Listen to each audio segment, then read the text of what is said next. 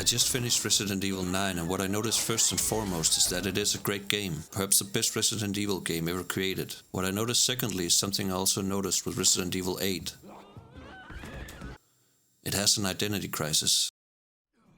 Resident Evil 9 switches you between Leon Kennedy and Grace Ashcroft, and as a player you quickly notice that it is almost like two different games. Leon plays similar to when we saw him in Resident Evil 4 as an action-heavy shooter, with Leon having multiple different weapons to use and upgrade, and Leon being able to do signature kicks and finishers on enemies as he clears each room. Grace Ashcroft plays much differently. Her gameplay seems heavily inspired by games like Amnesia: The Bunker and Outlast, with hiding and running away often being the best option due to her limited weapons and ammo. Similar to Amnesia and Outlast, Grace is often stalked by a much stronger enemy throughout much of the game. Both work very well in their own rights, but I noticed something similar in Resident Evil 8 where Capcom plays around with different ideas, almost as if they are unsure as to how they want to shape the future of the RE universe. In Resident Evil 8 you play mainly as Ethan Winters, who go to different areas in a remote village located somewhere in Romania. The game plays mostly as a traditional survival horror shooter where Ethan is to shoot through dozens of enemies and upgrade his items as he progresses. However, one particular level stands out.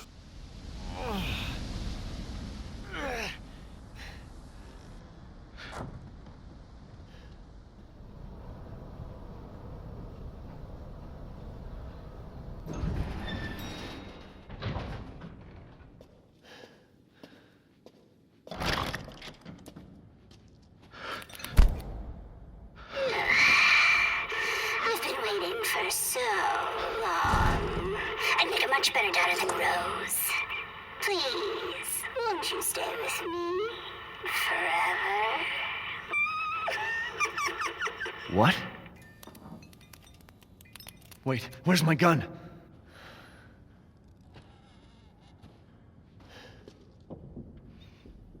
In House Beneviento, Ethan instantly has all his weapons taken away from him and is to figure out how to escape using his wits. He has to complete puzzles in the house while strange paranormal events happen around him. The level is finished not by shooting your way through a boss, but by hiding and escaping a giant, deformed baby that honestly still haunts my fucking nightmares. The level does not take up much more than 5% of the game, but is a level that stuck with players even years later.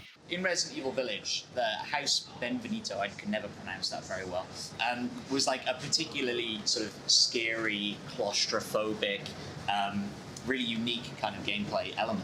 And from what I've seen of the demo, a lot of those kind of similar claustrophobic, horror, running away instead of fighting back.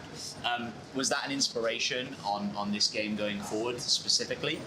There are similarities to that section for sure. I think each Resident Evil title has these sort of standalone parts where maybe you don't have the weapons you're used to, and we can increase the horror feeling with that. And we kind of structurally brought that horror aspect to the forefront right at the start of the game in order to gel with the characterization of Grace, who's of someone who, is completely not expecting to be thrown into such a horrible situation. But we want to add something fresh as well. So rather than just copying and pasting over House Bienvenido, things like the mechanism for how you protect yourself from the creature in the demo, and the creature itself and its design and how it feels to be pursued by it in this section are something that I think bring another level to that concept of the claustrophobic, unarmed character section of the game. When Capcom released Resident Evil 4, they surprised fans by turning the action up a lot, making Leon very strong and capable when faced with enemies of all types. It received massive praise by critics and continues to be regarded as one of their strongest iterations in the franchise yet. However, it is also what led Capcom down the path towards Resident Evil 6, a Resident Evil title that seemed to have forgotten itself and turned into a generic shooter with small linear levels and with cutscenes that broke immersion, and is currently sitting with a 5.5 user score on Metacritic. In the trailer, one thing that had me concerned is the amount of QuickTime events. So could you speak to that? I mean, is this game going to be QuickTime heavy, and why do you feel like QuickTime is the right way to go? So it's definitely not going to be a QuickTime city. Okay, first switch off the autopilot to restore manual control. Then press the third button in the fourth row of the upper panel.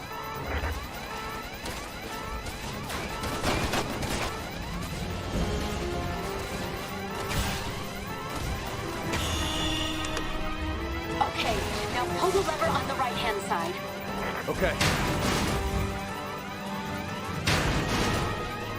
This is harder than it looks.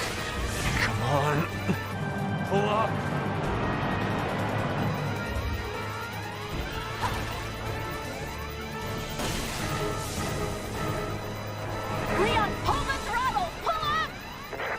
How many levers does it take to fly this thing? So it's definitely not gonna be quick time city like.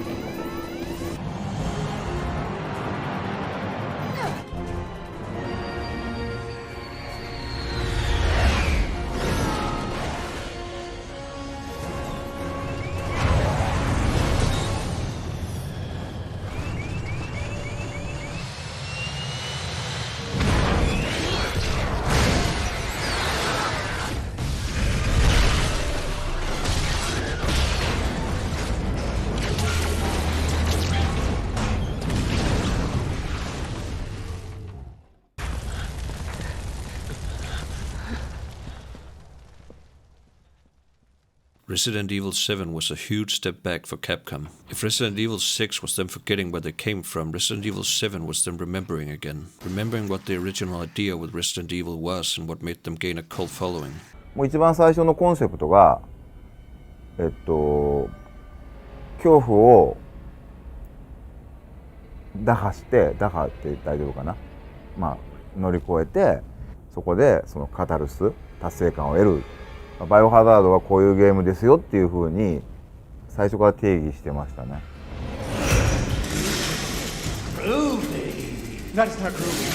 やっぱり他のまあ例えば日本でいうサイレントヒルとかサイレンとかああいったゲームとそうですね、さらに言うとよく比べられてるアウトラストとか PT とかそれとバイオハザードが決定的に違うのはその恐怖の対象である敵を最終的には戦って倒せるようになってそこにすごく気持ちよさがあるのがバイオハザードの特徴だと思ってるんですよね。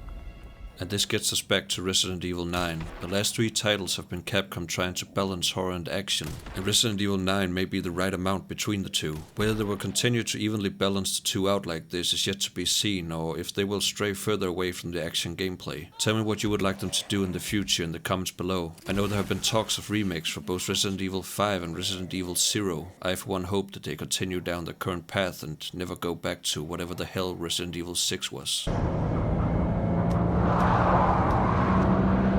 Made it off campus. Now we just gotta get through town. Without getting killed.